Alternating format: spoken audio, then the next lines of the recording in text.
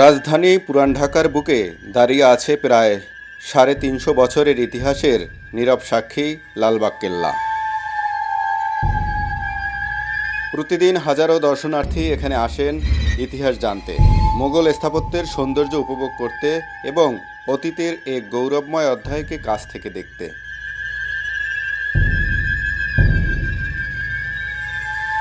কিন্তু জানেন কি, এই কেল্লার নির্মাণ কাজ কখনোই শেষ হয়নি। কেন অসমাপ্ত থেকে গেল এত বিশাল একটি দুর্গ? কে শুরু করছিলেন এর নির্মাণ? আজ এখানে কি কি দেখার রয়েছে, চলুন আজকের ভিডিওতে ঘুরে দেখি ইতিহাসের বিখ্যাত লালবাগ কেল্লা। লালবাগ কেল্লার নির্মাণ কাজ শুরু হয় ১৬৭৮ সালে। সে সময় বাংলার সুবেদার ছিলেন মোগল সম্রাট আওরঙ্গজেবের পুত্র শাহজাদা মুহাম্মদ আজম। তিনি ঢাকাকে একটি শক্তিশালী প্রশাসনিক কেন্দ্র হিসেবে গড়ে তুলতে এই দুর্গ নির্মাণের উদ্যোগ নেন।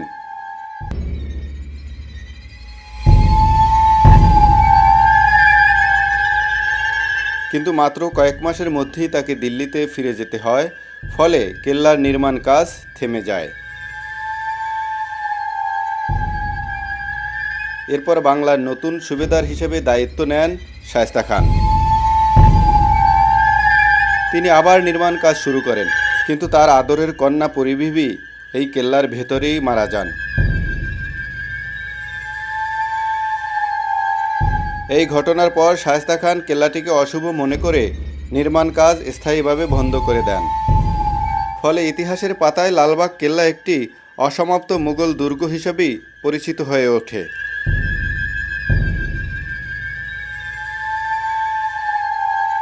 বর্তমানে প্রায় ১৮ একর জায়গা জুড়ে বিস্তৃত এই কেল্লাটি মুঘল স্থাপত্যকালের অন্যতম গুরুত্বপূর্ণ নিদর্শন। লাল ইটের দেয়াল, বিশাল ফটক, সুন্দর বাগান, জলধারা এবং মনোরম পরিবেশে দর্শনার্থীদের মুগ্ধ করে। কেল্লার প্রতিটি স্থাপনা পরিকল্পিতভাবে নির্মাণ করা হয়েছে। এখানকার প্রতিটি ইট যেন ইতিহাসের একটি করে গল্প বহন করছে। লালবাগ কেল্লার সবচেয়ে আকর্ষণীয় স্থাপনাগুলোর একটি হল পরিবিবির সমাধি। সাদা মার্বেল, কালো পাথরে সমন্বয়ে নির্মিত এই সমাধি মুঘল স্থাপত্যের এক অনন্য নিদর্শন। ধারণা করা হয় পরিবিবি ছিলেন শায়েস্তা খানের কন্যা। তার মৃত্যুর পর তাকে এখানেই সমাহিত করা হয়।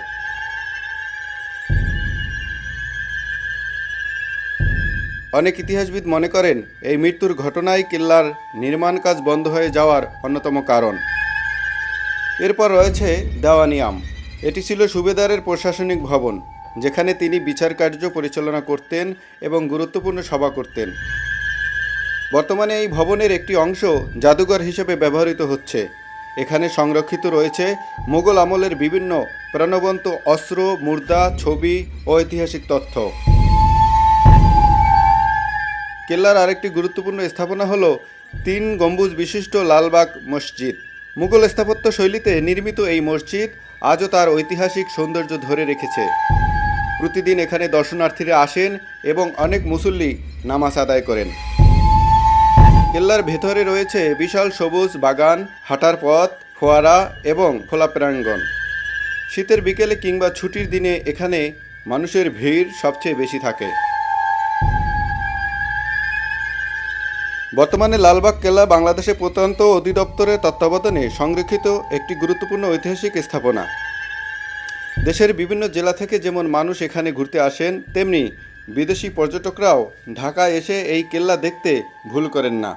এটি শুধু একটি দর্শনীয় স্থান নয়, বরং বাংলাদেশ ইতিহাস, সাংস্কৃতিক, মুঘল স্থাপত্যের এক অমূল্য সম্পদ। আপনি চাইলে সপ্তাহের নির্ধারিত খোলা দিনে টিকিট কেটে লালবাগ কেল্লা ঘুরে দেখতে পারেন। ঈদের দিনসহ কয়েকটি সরকারি ছুটিতে এটি বন্ধ থাকে, তাই যাওয়ার আগে খোলা থাকার সময়সূচি, টিকিটের সর্বশেষ তথ্য জেনে নেওয়া ভালো।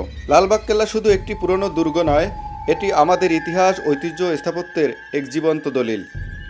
শতাব্দীর পর শতাব্দী পেরিয়েও এটি আজও অতীতের গল্প শুনিয়ে চলছে নতুন প্রজন্মকে।